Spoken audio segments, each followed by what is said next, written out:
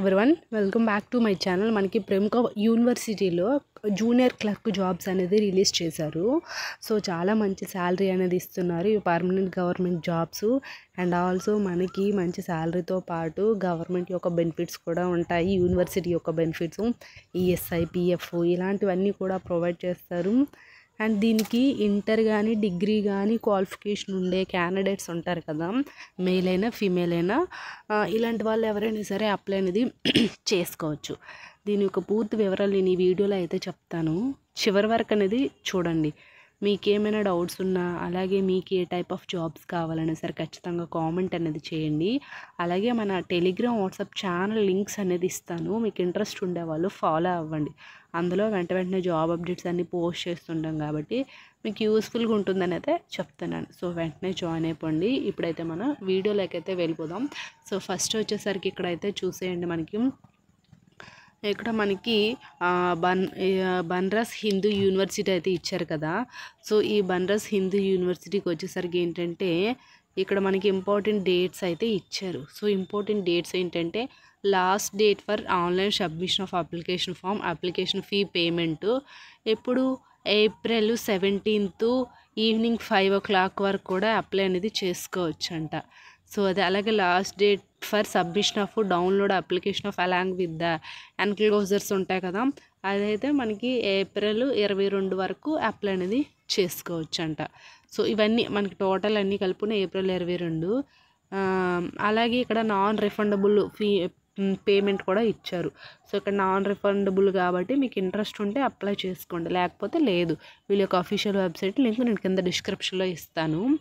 And ఇక్కడ వీళ్ళు ఏంటంటే వీళ్ళ యొక్క వెబ్సైట్ ఇది, ఈ వెబ్సైట్ లింకే నేను కింద డిస్క్రిప్షన్లో ఇస్తాను. అలాగే వీళ్ళ యొక్క ఈమెయిల్ ఐడి కూడా ఉంటుంది. మీకు ఏమైనా ఈ జాబ్స్ గురించి ఫర్దర్ ఇన్ఫర్మేషన్ కావాలంటే వీళ్ళకి మెయిల్ చేసి మీరు అడగొచ్చు. సో అది. అండ్ ఇంకా వచ్చేసరికి ఏంటంటే online applications are invited from the Indian citizens. So ఇక్కడ ఇండియన్ సిటిజన్స్ ఎవరైనా సరే, మేల్ అయినా ఫీమేల్ అయినా ఎవరైనా సరే ఇక్కడ అప్లై చేసుకోవచ్చు, ఇండియన్ సిటిజన్స్. సో ఇక్కడ junior clerk per pay level indicated below అనేది ఇచ్చారు. సో ఇక్కడ ఏంటంటే జూనియర్ క్లర్క్ వేకెన్సీస్ అనేది రిలీజ్ చేశారు వీళ్ళు. అయితే మనకి ఇందులో స్టార్టింగ్ 20,000 నుంచి 63,000 వరకు అనేది పర్ మంత్ రెమ్యునేషన్స్ అనేది ఉంటాయంట.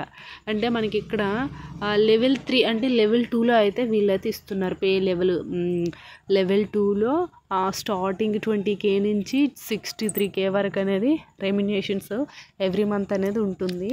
సో అది.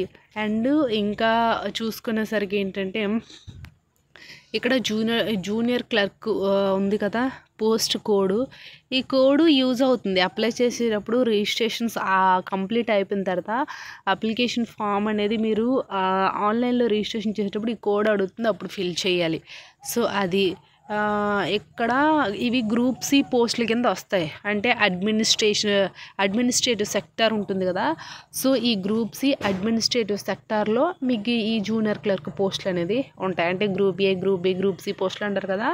సో అలా ఇవి గ్రూప్ సి అడ్మినిస్ట్రేటివ్ కిందే వస్తుంది. ఆ సెక్టార్లోనే జూనియర్ క్లర్క్ పోస్టులు ఇవి.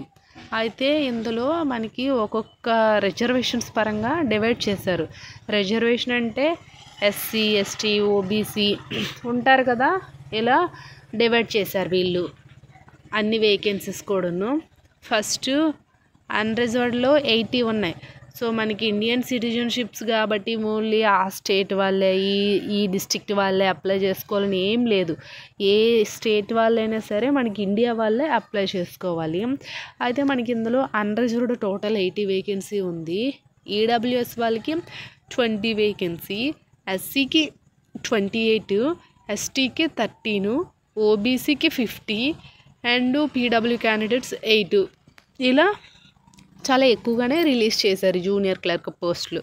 కాబట్టి ప్రతి ఒక్కరూ యూజ్ చేసుకోండి. అండ్ ఇంకా వచ్చేసరికి ఏంటంటే ఇక్కడ అబ్రివేషన్స్ అనేది ఇచ్చారు. సో అబ్రివేషన్స్ అంటే ఏం లేవు. ఇవి జూనియర్ క్లర్క్ అంటే మనకి ఉంటాయి కదా కొన్ని లో విజన్ ఇలాంటివి అంటారు కదా. సో అవి ఆ అబ్రివేషన్స్. అలాగే name of the post, educational qualifications, అలాగే పే లెవెల్ అనేది ఇక్కడ మెన్షన్ చేశారు. సో ఫస్ట్ వచ్చేసరికి ఏముంది ఇక్కడ మనకి జూనియర్ పోస్ట్ నేమ్ వచ్చేసరికి ఏంటంటే జూనియర్ క్లర్క్.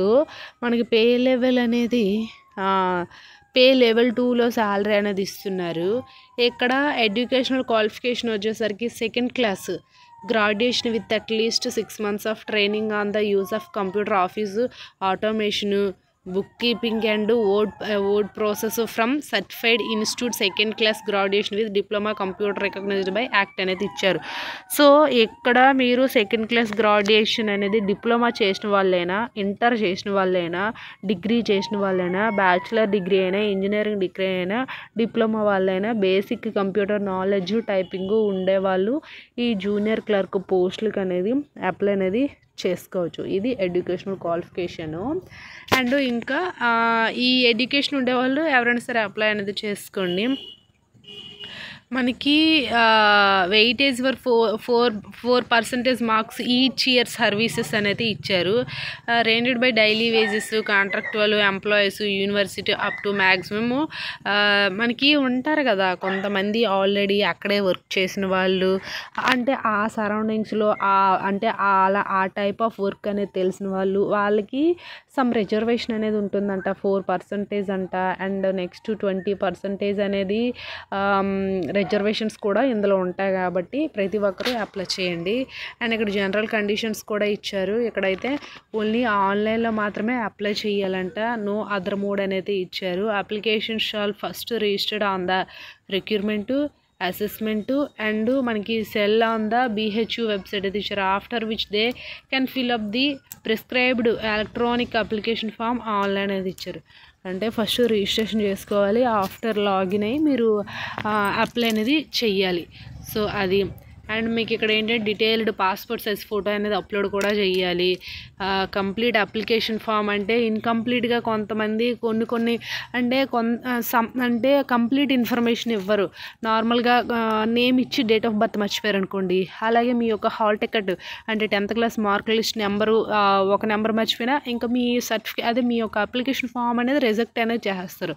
కాబట్టి అప్లై చేసేటప్పుడు కంప్లీట్ ఇన్ఫర్మేషన్ జెన్యూన్గా ఇమ్మని వీళ్ళైతే చెప్తున్నారు. సో ఇన్ కేస్ మీరు మిస్టేక్గా ఇస్తే ఇక్కడ వీళ్ళైతే రిజెక్ట్ చేసేస్తారంట, అది కూడా ఇక్కడ మెన్షన్ చేశారు వీళ్ళు. సో అదొకటి చదవండి. మీకు అప్లై చేసేటప్పుడు ఏమైనా టెక్నికల్ ఇష్యూస్ వచ్చినా, ఎలా అప్లై చేయాలో తెలియకపోయినా, ఇంకేమైనా డౌట్స్ ఉన్నా సరే వీళ్ళు ప్లీజ్ సెండ్ అన్ ఈమెయిల్ అనేది ఇచ్చారు.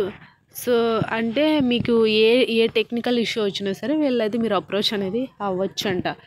అది నేను కింద డిస్క్రిప్షన్లో లింక్ అనేది ఇస్తాను, ఒకసారి చూడండి. ఐ హోప్ ఈ వీడియో మీకు ఇన్ఫర్మేటివ్ ఉంటే లైక్ చేసి షేర్ చేసి సబ్స్క్రైబ్ కూడా చేసుకోండి. Thanks for the watching this video.